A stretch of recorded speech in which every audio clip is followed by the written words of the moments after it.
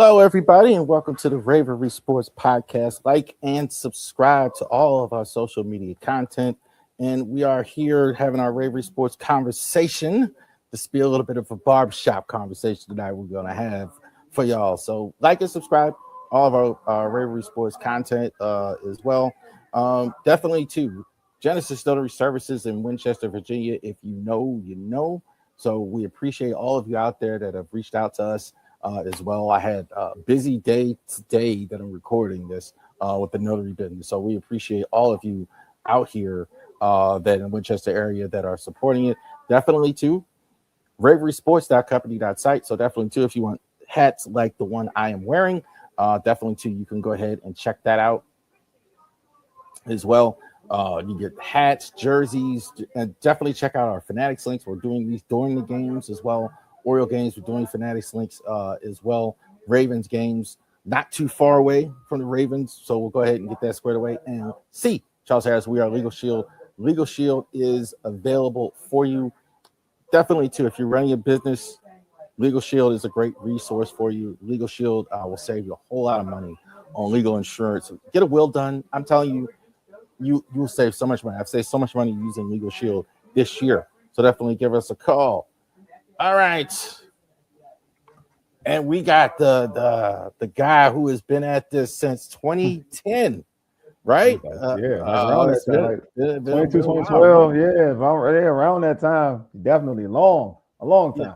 Yeah. So I thought I had some broad content. This guy here, like he's in with the Ravens, the Commanders, definitely boxing, NBA, all of it is well. So Wole is here from Urban Sports Scene. How are we doing, sir? Oh, I'm good. I'm glad to be here, man. Charles, thanks for having me on. Appreciate you.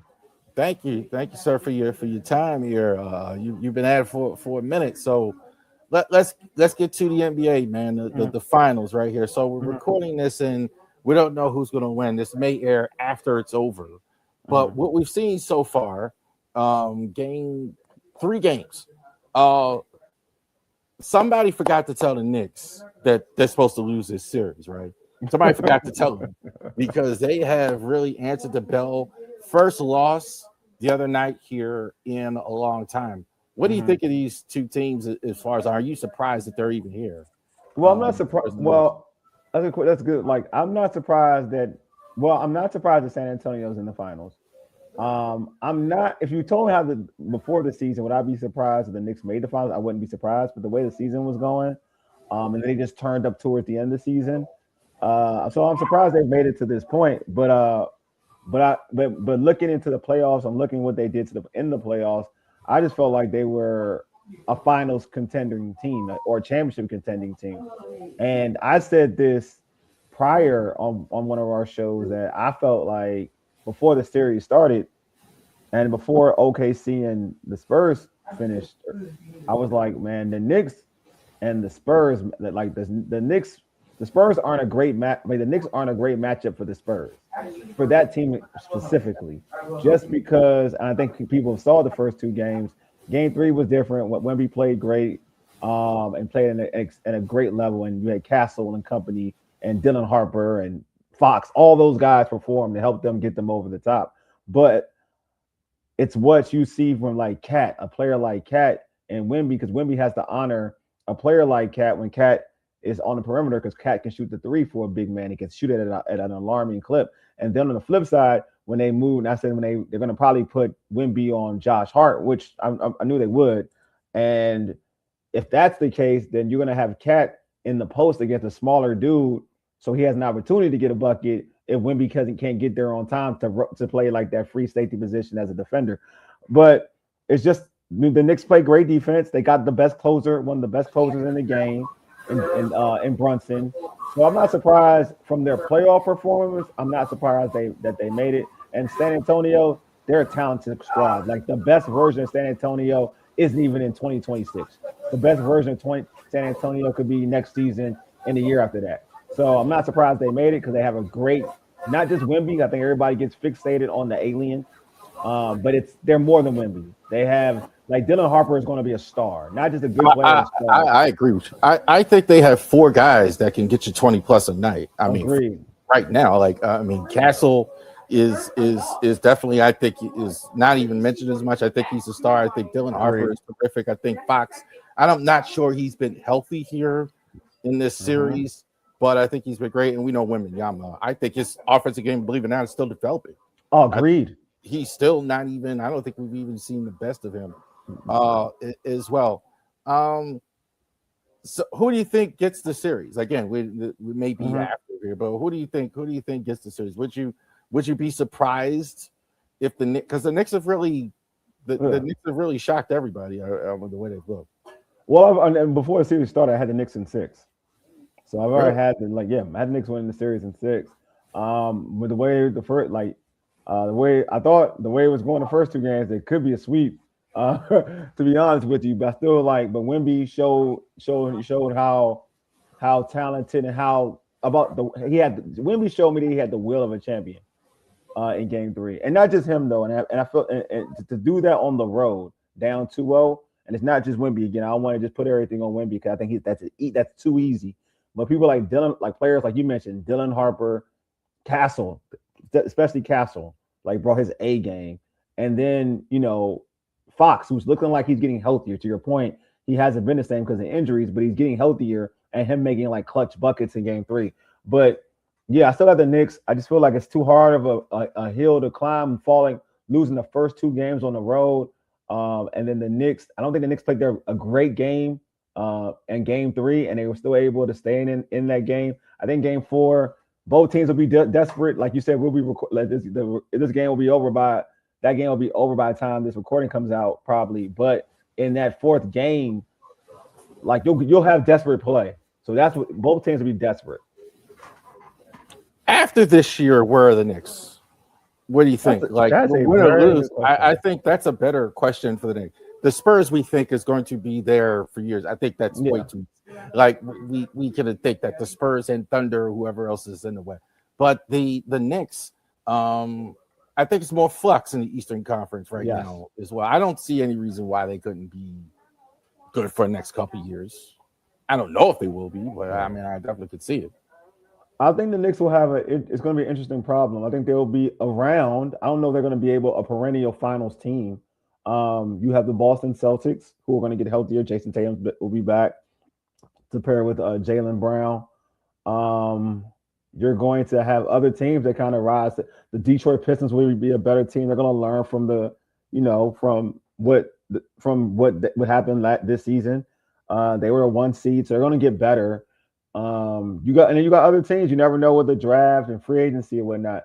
I don't think of the Knicks as a powerhouse per se, but I do think they're a perennial contender in the Eastern Conference to make it out of the Eastern Conference to the NBA Finals. On the other side, on the Spurs, I think the Spurs have the ability, other than OKC, to be in the NBA Finals every year. Like they do have that type of talent. I think that's pretty good. I think Boston, is going to have something to say about that in the East. I think this year, I do believe the Celts. They didn't have Tatum for most of the year. I think they kind of was caught flat-footed in the playoffs. And let's not forget the Pacers. Once they get Halliburton back, I think last year actually did get to farther than the Knicks in the East. I got to talk about the Thunder real quick though. Go for it. I thought they were better than every team in the league except for San Antonio.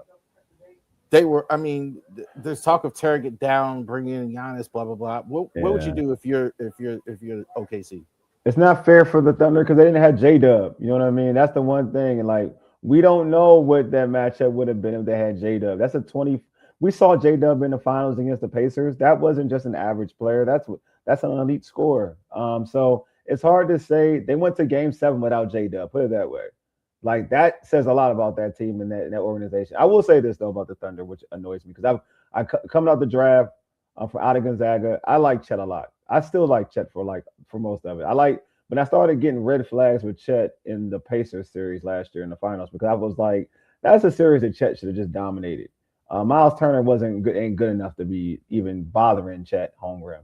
And then you look at this year's season against Wemby, and I'm not saying that he's supposed to outplay Wemby. But that was bad. That was bad though. There was no and he's too talented for that. And now I'm on the side. I'm on like almost leaning because I used to be on the fence because they talk about Giannis. This Giannis OKC thing has been a talk thing even from last season after winning the championship. And I used to be in the campus saying, no, you're not trading no Chet for Giannis. You already have a good nucleus. You don't need to trade Chet and J-Dub or whoever to get Giannis.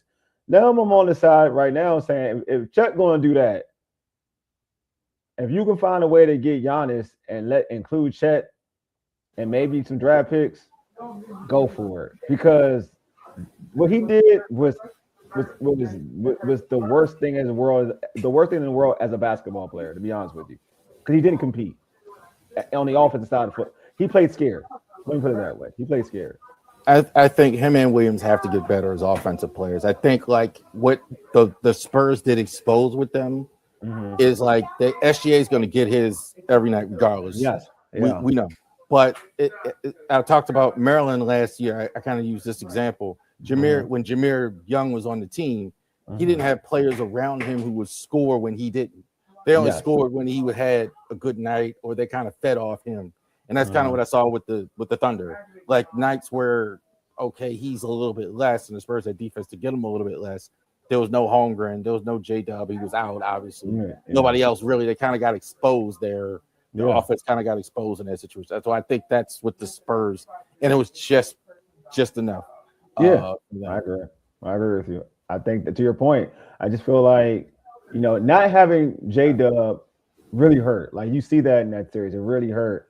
Because to your point, like Shea, like I'm gonna be real, like Shea, his game 7 was amazing. Like it deserved a better a better effort. I mean, better effort from like Chet, because he wasn't flopping like everybody said. He shot from a great clip.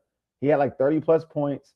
He was carrying that team, and I feel and when you relying on a running mate, a guy who is talented like a Chet Holmgren, and he gives you 3 points and barely shot the ball. I think it was 1 for 2 or something like that from the field.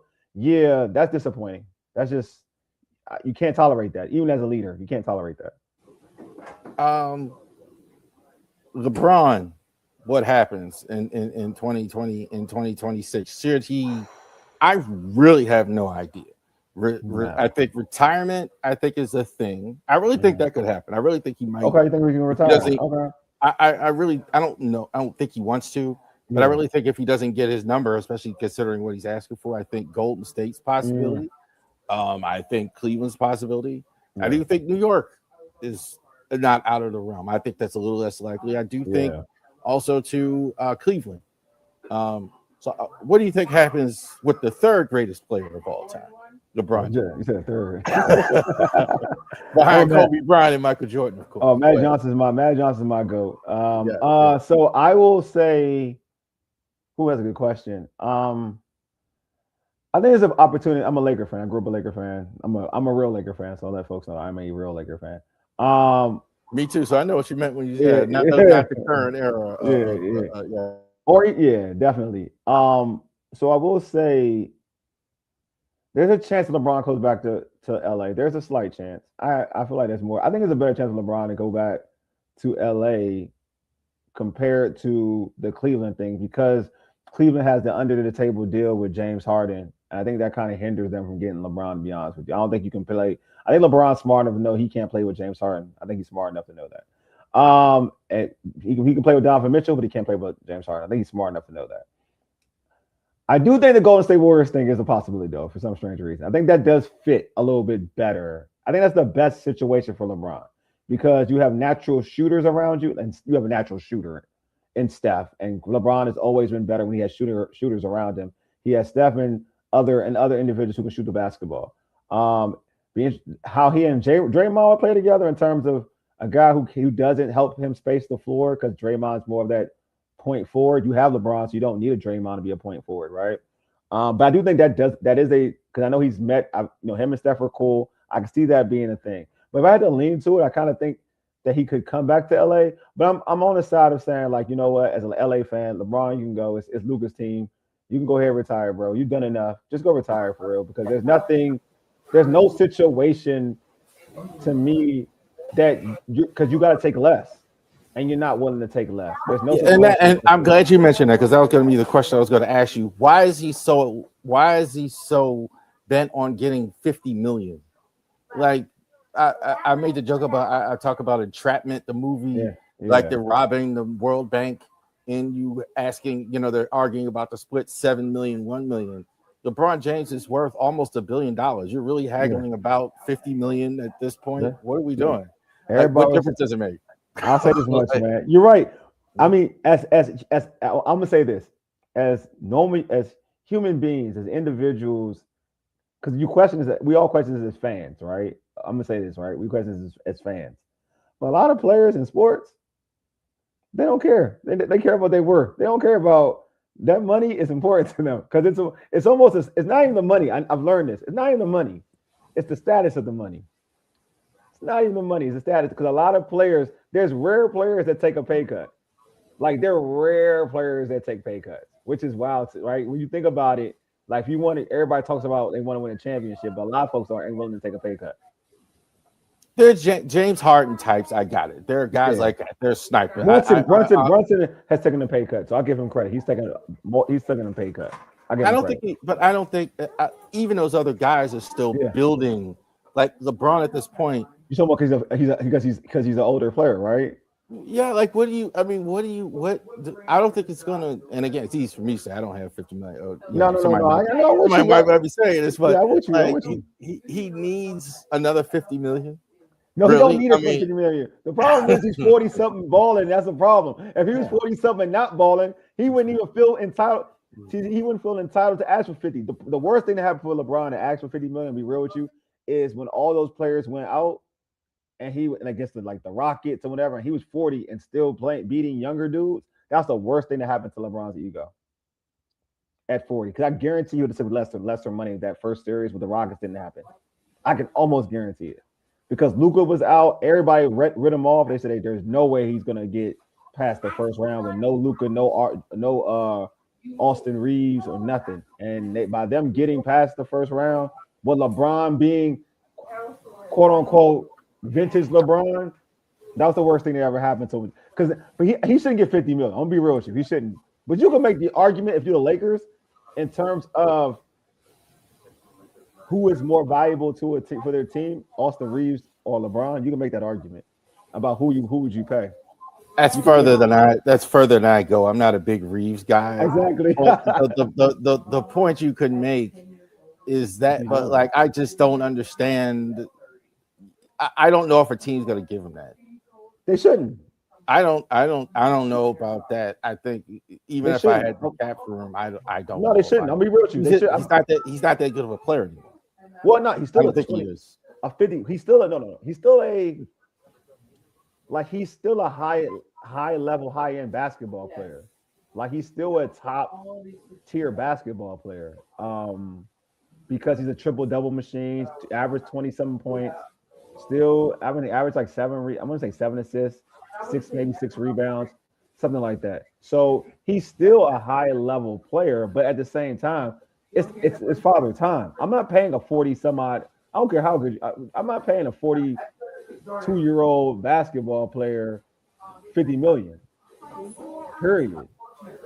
I don't care if you average 30. I don't even care if you average almost 28 points a game. I'm not paying you 50. You gotta win a championship to give me 50 to be worth 50. Just because you're LeBron James don't mean anything, because the following year you could be gone, and it's not a guarantee that we have you that you're gonna help me win a championship. Because at the end of the day, you're paying somebody 50 million. They gotta help you win a championship.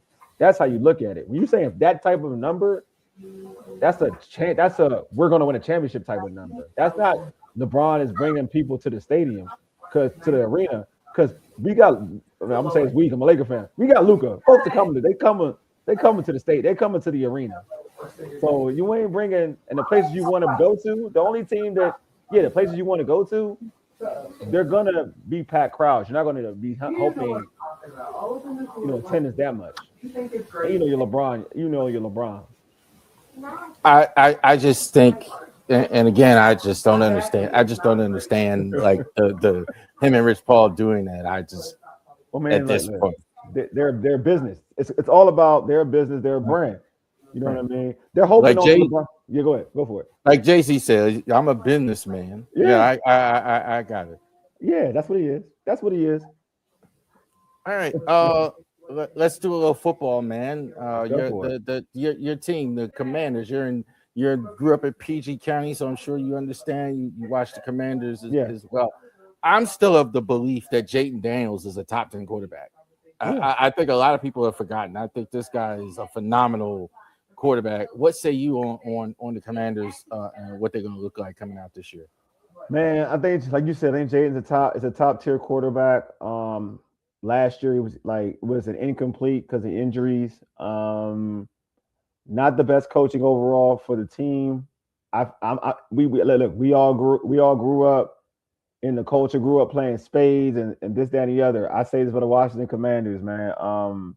With the offseason in terms of free agency, they got a lot of possibles, but no definites. And if you a spades player, you know what I'm talking about. Oh yeah, you got the seven of spades. That's a Yeah, possible. it's possible. You ain't the you don't have the big joker. You got a big joker. Yeah, that all right. They got it. They look as a I cover the Ravens too at times. They got Owe, right? Odafe Owe. And Owe is a good, like you would hope they paid him like if you look at the numbers, 25 for 100, 25 mil for like 4 years, $100 million $100 million contract. We know he ain't gonna get all that money, but still, that's what it is, right? But again, that's a guy with the Ravens. He went MIA before they traded him. With the Ravens, his best year was like only I believe 10 sacks or 10 and a half sacks. But when you pay somebody 25 mil a year, you're expecting a perennial double-digit sack dude, and he's never been that type of player. Again, he's a possible because he's young. He's not a definite. All right. So a lot of these players they brought in and signed in the offseason, they're Chanel from the Kansas City Chiefs. Possible, good player, seems like a solid player. He's a possible, but he ain't a definite. He could probably go up to be a really fantastic football player, but he's not definite. He's a possible. There's a lot. That's the trend of their free agencies, a bunch of possibles. And then it's the Brandon Ayuk saga where he's on social media begging forcing the Niners' hands to release him so it can be a Commander. So but back to your question about Jaden. Jaden's he's gonna be fine. He's a smart kid. I look forward to him having that a maturation process like we saw with Lamar Jackson, how he's gotten better over time and gotten better to be one of the best quarterbacks in the game, period. And I'm talking about in the pocket. Lamar is one of the best quarterbacks in the pocket, period. I think Jayden's on that same trajectory too, as well, being one of the better quarterbacks from as a playmaker and in the pocket. And Jayden's going to be learning a lot more being under center because David Blau, the new offensive coordinator, is willing to put Jayden under center rather than running shotgun all the time. So there's going to be some things that Jayden's going to get to learn. But at the end of the day, I want fans to know who like and watch the Washington Commanders, or even just football fans in general, that Jayden Daniels this is his third year. Really, you can say his second year. He didn't play that much his second year. And there's going to be growing pains, period, in anything.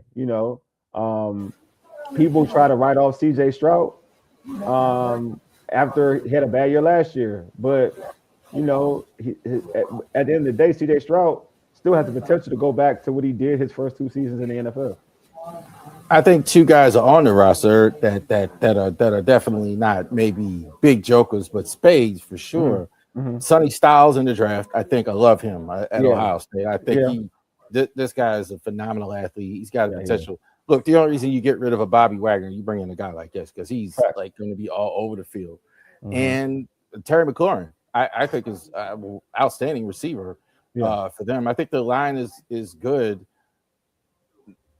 I'm not sure how far they get though this year in the playoffs as well. I think the Giants going to be better.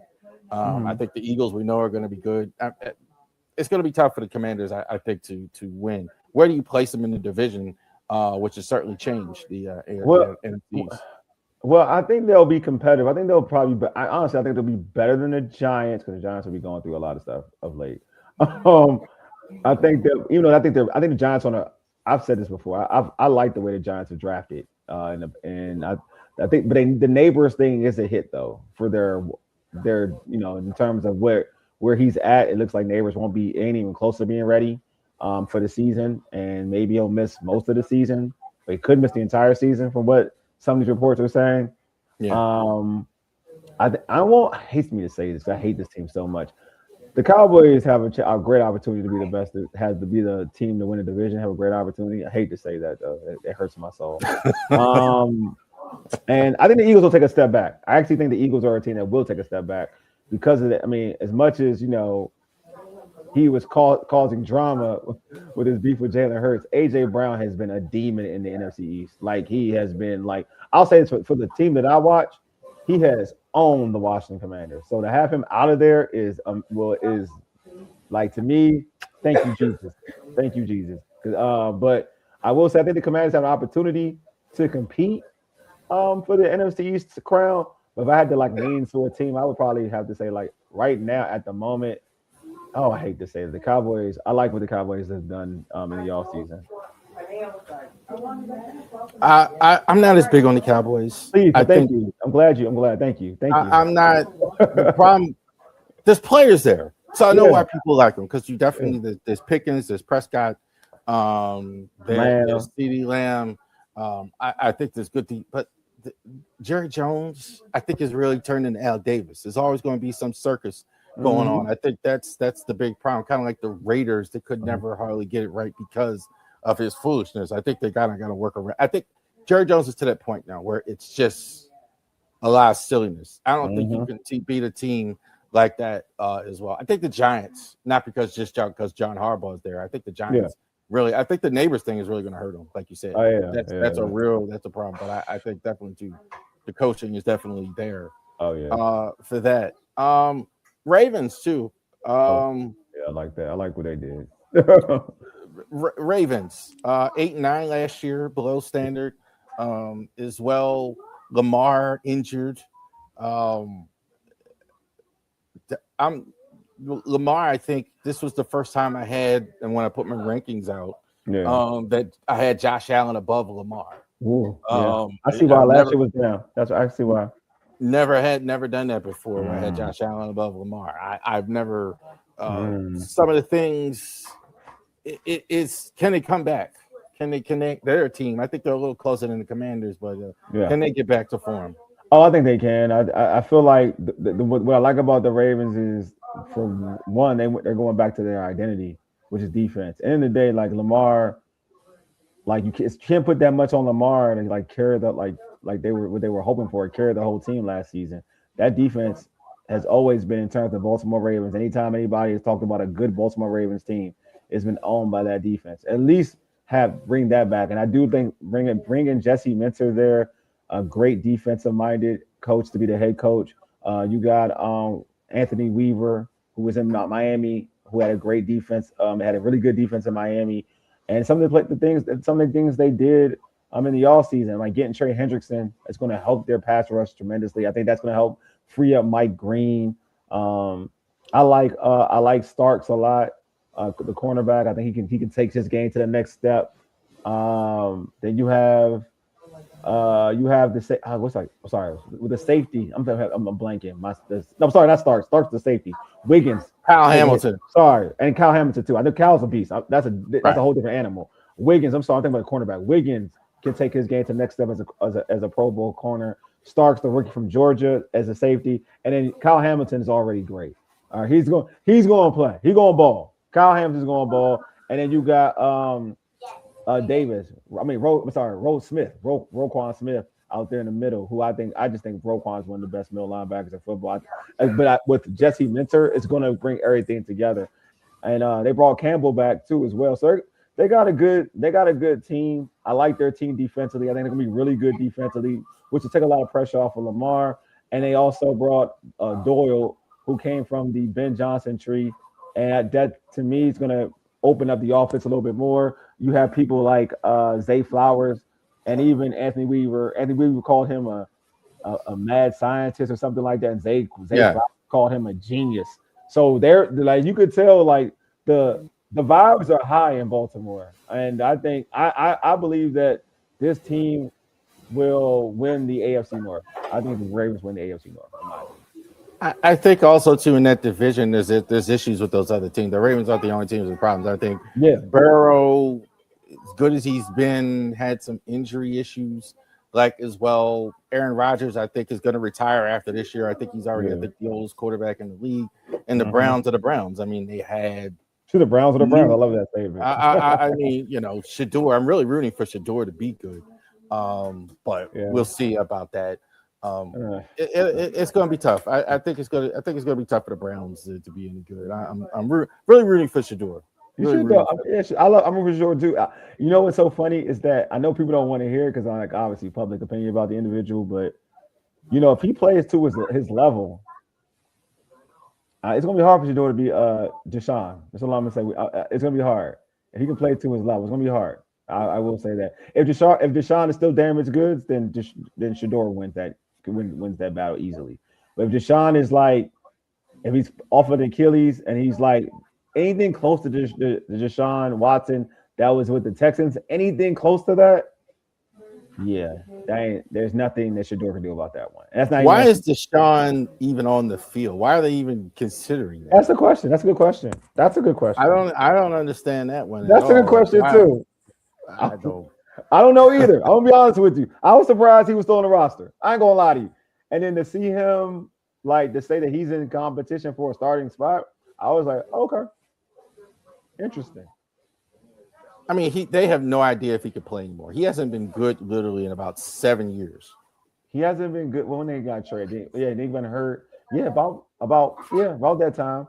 I will say this for Deshaun with Monken coming from the Baltimore Ravens, running his scheme with Lamar, and which is different from what the prior coach in Cleveland, Stefanski, was running. I will say that this offense, in terms of what Monken was running, is more tailored to a Deshaun Watson compared to the offenses he's been working with in the past. I will say that much. That I will say. Now, will he be good with it? I don't know. I have no idea. But it is tailored to his style. Out of the shotgun, spread. That's his style. I definitely think, though. I think, I definitely think there's some work to be done there. Go ahead and get that squared away. I got to talk sweet science with you as well. So I watched Jake Paul. I don't know what he was thinking going in there with Joshua. I love it. I don't know what he was doing. Joshua is a real enigma to me. Like we had this guy pegged as the best heavyweight ever. He's going to be this star, and to me, he seems to kind of always duck fights. Are we finally going to get Joshua and Tyson Fury? You think this year? Is we've been hearing this now for we're going to get it a long time now. We're going to get it. We're going to get it. The sad thing about it is, I'm gonna give you full disclosure. So I like Anthony. I'm Nigerian. I like Anthony Joshua. He's Nigerian. So I root for the dude. Like I was one of the dudes like he's the best heavyweight in this division. Blah blah blah. Like even when him and Deontay Wilder thing was a thing, I was like he'll squash Deontay Wilder. But we're gonna get it. But it ain't gonna be pretty. Like Fury gonna walk him. Like it ain't gonna look good. He's damaged because to me, and I'm saying this as a guy who supports Anthony Joshua, he's damaged goods. He's done. Why do you say that? No, I knew it when he lost. Him fighting Usyk, I knew he was gonna lose to Usyk because he would have. I said this for any heavyweight though. I knew Usyk could be any heavyweight, but for any heavyweight, if you want to knock out Usyk and you impose your power, if you can't knock him out, you're not gonna beat him in rounds because he's too skilled. So I knew like those losses would kind of play a part with him. But when he lost to Dynamite Dubois, the way he lost, I was like, and plus even like the way he responds. I always look at boxers the way they respond to certain punches. And are they wobbly? Do they hold themselves strong with it? And when he gets hit clean, it's just not good, to be honest with you. The body language is not good. You can see guys like Tyson Fury when they take a punch, they can still handle it. Like same thing with Deontay. When Deontay take a punch, he don't handle it well. So that's when you know they're kind of like, they're not ready. They're not on that class anymore. They're not on that stage. You got smaller guys like Usyk who take a better punch than those guys. You know what I mean? He's a smaller guy. Well, Fury submitted forever and a day, even when his first fight with Wilder. I'm still like, how do you get it? Yeah, exactly. I'm like, I've seen it 100 times at this point. I'm like, how do you do that, man? Yeah. So when you look at heavyweights like that, when they can respond and get back from adversity, if they get smacked, and I mean these are mega heavyweights, I get it, but yeah, but Joshua does not respond well to punches. That's when I'm like, if Fury hits him clean enough, and Fury's a great boxer, as a heavyweight, he's a great boxer, like a tactician in that ring. It ain't gonna be pretty for Anthony Joshua. I'm not gonna lie to you, it ain't. So that's a fight I don't really want to see. I would prefer Anthony Joshua fight Wilder, because that's a fight everybody would want to see, because those two have been guys that everybody wanted to see a long time, and I think it'd be more competitive rather than him versus Tyson Fury, in my opinion. Well, I think Joshua, it's all neck up. I don't think there's anything from the neck down where he has any. He should have been, I think, talent wise, as good as everybody except for probably Tyson Fury. I think that's probably the one. Tyson Fury is just incredibly skilled.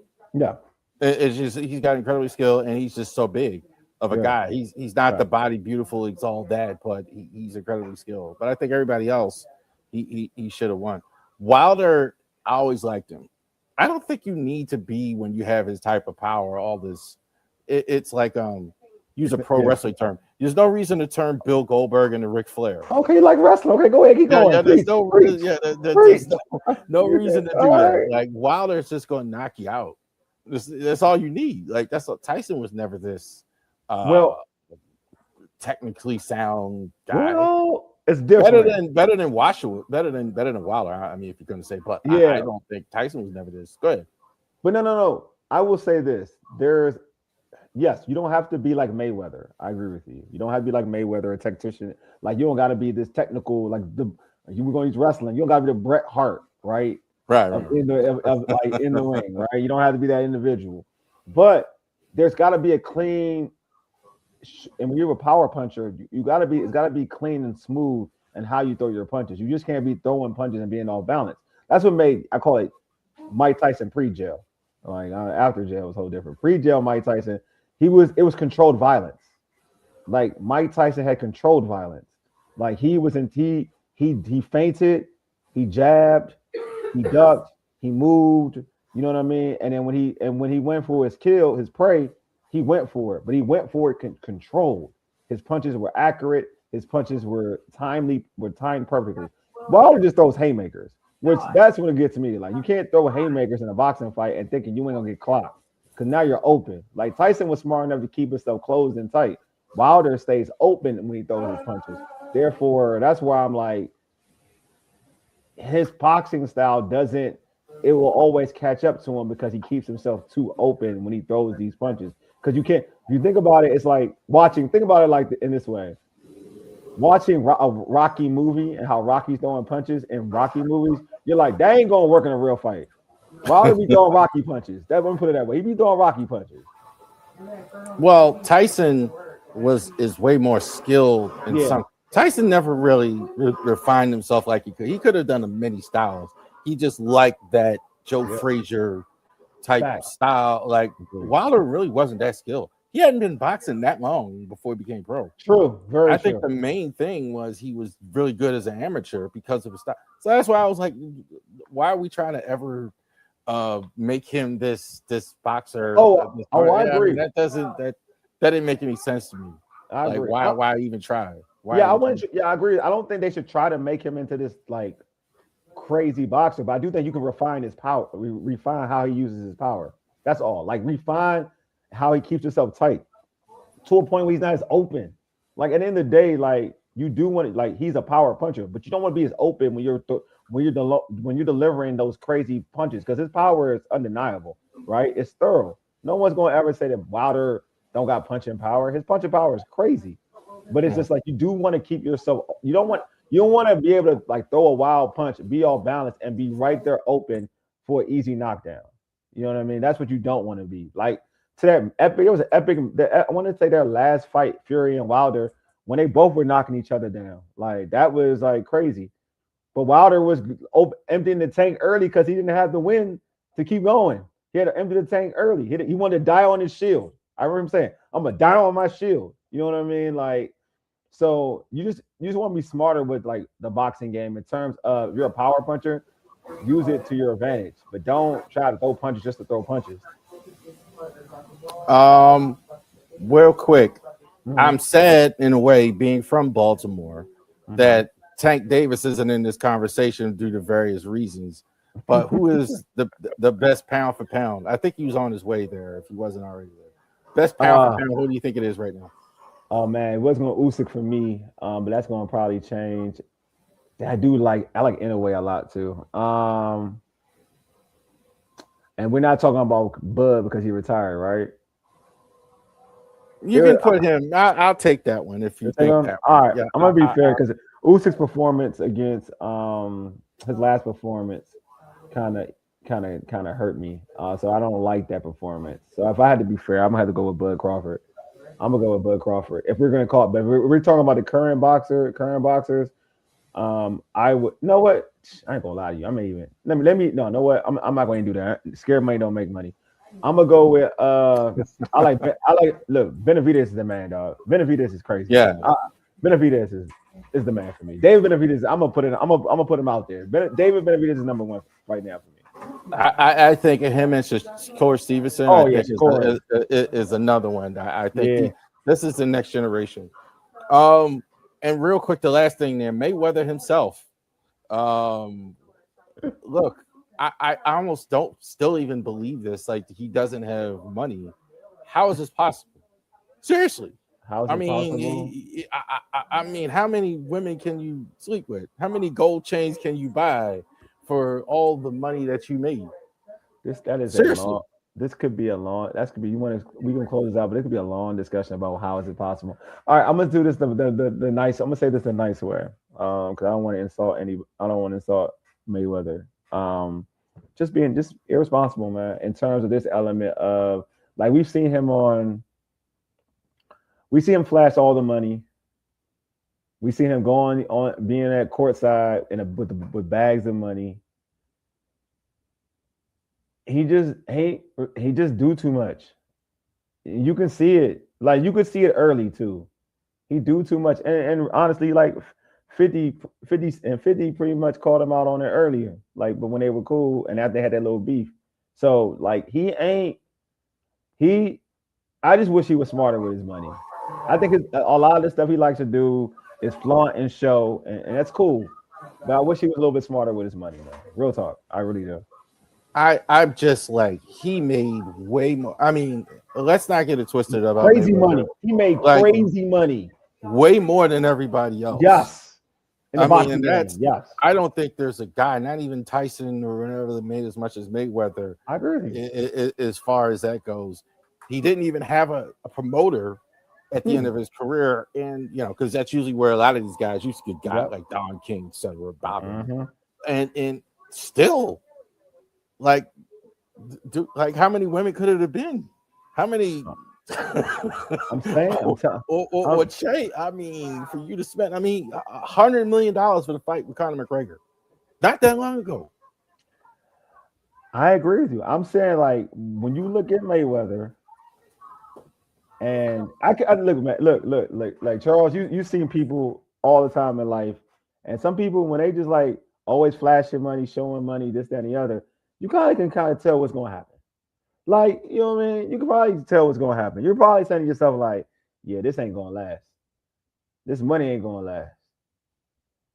And the way he lives his lifestyle in terms of what he's gambling with, he doesn't, look, and it's wild. And somebody said this, it's so funny. For a guy who don't drink and do anything, like, don't drink, don't smoke, like, don't do any of that stuff, because he's pretty clean. Like, Mayweather's pretty clean to his credit. He do a lot of dumb stuff. He do a lot of dumb stuff. I'm gonna quote another one because it seems like you're a wrestling fan. He lives a straight edge society, CM Punk type of lifestyle, and he do a lot, just like the old Phil. Sometimes do a lot of dumb stuff too. Well, and Punk is the same guy. Like he's been with all the women in WWE. Like he didn't drink, but he certainly got that woman. Yeah, half the roster he didn't. So you get it. So you get it. They're similar. They got some similarities. Put it that way. Let's talk about your platform, Urban Sports Scene. We talked about it at the beginning. Since 2010, that's a long time. Yeah. To be at the grind. As well. What's we were joking before on camera, like you know, like some black people, we're not urban, we're country, right? Yeah. We always use the term urban as well. Right? And you said the name, your DC guy, the name is Urban Sports Scene.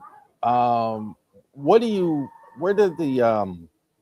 type of content do you want to put out there? You said you want to put content that's different than what you see, like when we were growing up, etc., like in the area.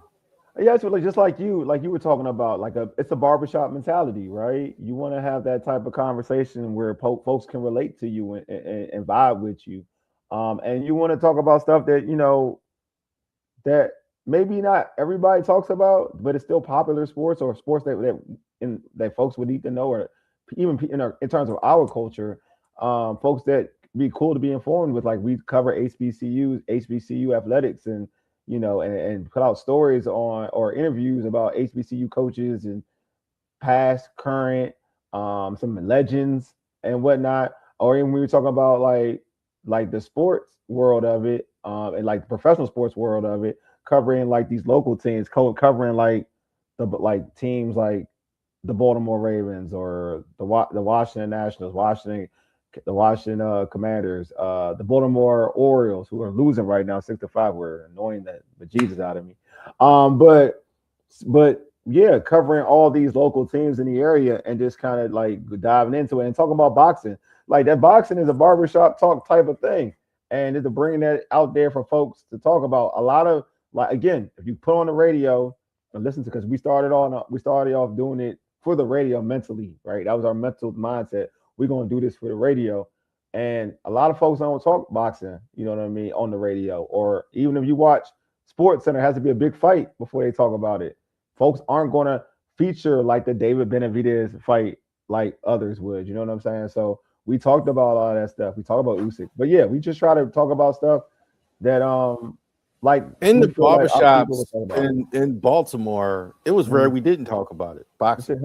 Yeah, it was rare when I was in the barbershop. So I was growing up in Baltimore. It was where like this, and the fight would always start when somebody said something against Mike Tyson. Yes, exactly. That was always it. That was always it. Somebody said, I was always the guy to do. Oh, Mayweather. He was. Mayweather Pacquiao would start a fight. Like Mayweather Pacquiao start a fight. You know what I'm saying?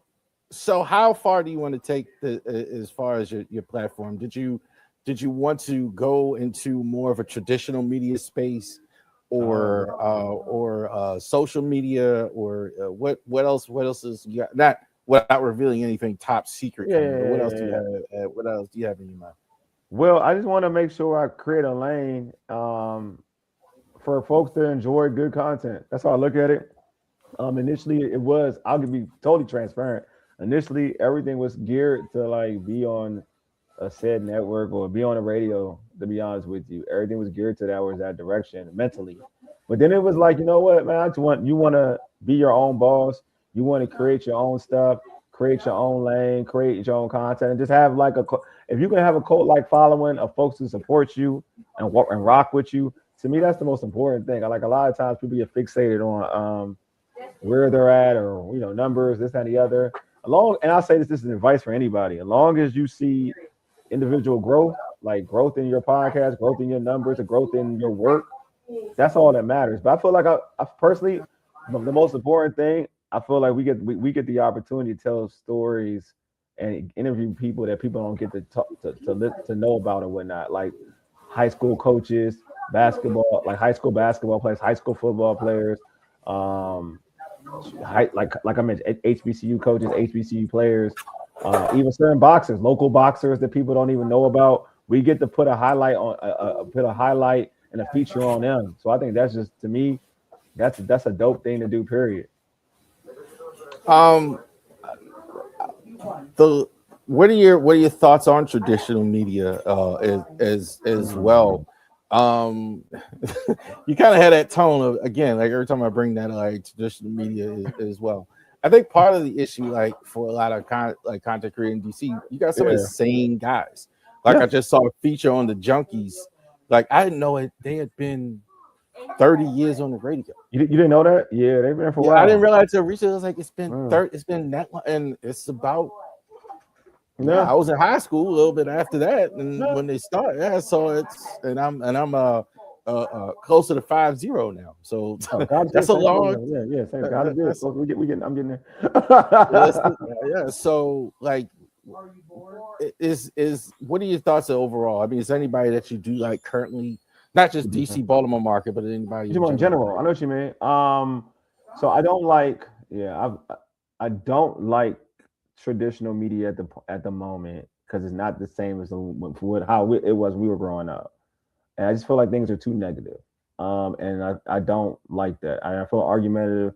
I think things are going to a different lane. I'm not going to mention the name. I think people can get an idea of who I'm talking about in terms of like national media, how certain folks tend to go into a lane of not informative, but trying to be more entertaining than anything. And I don't. Stephen A. Stephen A. Is, you know what I'm talking about. You know what I'm talking about. So I don't even. I try not to give him that much attention in terms of his name because he annoys me. He's a WWE character. That's what he is. Definitely, that's a great one. But I don't like that lane of just arguing and trying to belittling people, belittling athletes. I don't like that. You know what I mean? So if I had to, but you asked me who are my favorites currently, in traditional space or just like even in just traditional space. Well, start with the traditional space, but anybody else out there that traditional space, it would probably have to be. This is tough because the traditional space has been real jaded. Dang, I only want to say, wow, it's that bad. Because a lot of good ones are not doing traditional stuff anymore. If it's sad. I've always liked Cowherd. If it's one, I always still. I'm still a Cowherd. Yeah, I'm still a Cowherd guy.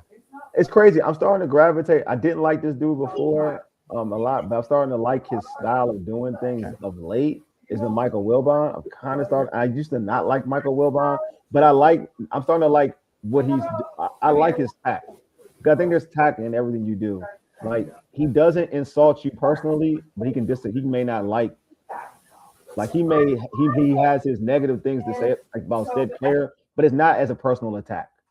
And I think I like that way of doing it in terms of like if you're gonna do media. I've always liked PTI. Yeah, PTI. I like Tony Kornheiser, but he's not doing stuff anymore. You know what I mean? So if I had to choose one, it would be Tony, but Tony's not doing stuff anymore. And social media, who do you really like? It'd be Gilbert Arenas. I like Gilbert Arenas a lot. I do. I like his tap. He's got a lot of drama going on right now with his channel and all that. Yeah, I know, but I like how he breaks it down because he makes it I like how he breaks it down about it because it reminds me of like again being your own boss and learning the game and now trying to implement that when you're doing your own thing as the boss. I like that thought process. When he break out, and if it's true, I commend him for it. If it's totally true, I commend him for it. Gil also too. I think his hustle is very much. You can see the guys too sometimes that are putting in the work. There you go. The Gilbert Arenas, the Marcellus Wiley, guys like that. Pat McAfee, they're grinders. They're not playing around with people like the Shannon Sharp is another one. He's putting the work in as well. One last thing, as far as it goes, like you've been doing a lot. I mean, you've been doing a lot with your platform and everything like that. So what's the one thing left for you to do? I mean, what do you think that's something that you want to do that you haven't done? Probably, I think we need to do like a live event somewhere. I mean, I did one years ago and I haven't done it of late. And I feel like that's the next thing that I kind of have to do, especially now with this do like a live event and just hosting it somewhere. I've been saying I was going to do it. I haven't done it yet. I feel like that's the next, like in terms of like like just in terms of the near future, rather than going to distant future. I think like doing a live event or something like that. In terms of overall, like building this thing to a point where I use this term a lot, and you'll know where it's coming from because again, you're a wrestler. Like I appreciate you being a wrestling fan. Putting yourself to a point where you're undeniable. Right. Putting yourself to a point where you're undeniable. All right. And so, which would you rather have happen? So you get picked up by Urban Sports Scene, gets picked up by Channel 7, and you could air it every week, or would you rather have 150,000 followers on YouTube? Probably 150,000 followers on YouTube. Okay, you answer your own question there. Yeah. Tell the people where they can find you. Yeah, you can find me on X at Urban Sports Scene. I'll give you my Urban Sports Scene stuff at Urban Sports Scene. You can find us on IG at Urban Sports Scene. On X is at Urban Sports Scene with one S when you combine scene and sports, so that's one S in between. And now on all the other platforms, it's spelled out correctly at Urban Sports Scene. IG at Urban Sports Scene. What else we got here? YouTube, Urban Sports Scene YouTube channel. And Facebook, we are on Facebook page, Urban Sports Scene. So yeah, you search us out. We out there. And if you want to follow me personally on X for laughs, it's at Wole_USS. I'm there for laughs. Always there for laughs. All right. This went exactly the way I thought it would. High energy, like I've seen in the podcast. And thank you, sir. Oh man, thank you. Thank you very much. And definitely YouTube, Wole, subscribe to the Ravori Sports podcast on all of his platforms. I know you're already on there on X. Yeah. Subscribe to the YouTube if you haven't, and all of you out there watching. Thank you so much for joining us here on the Ravori Sports Conversation. You have a great rest of your day.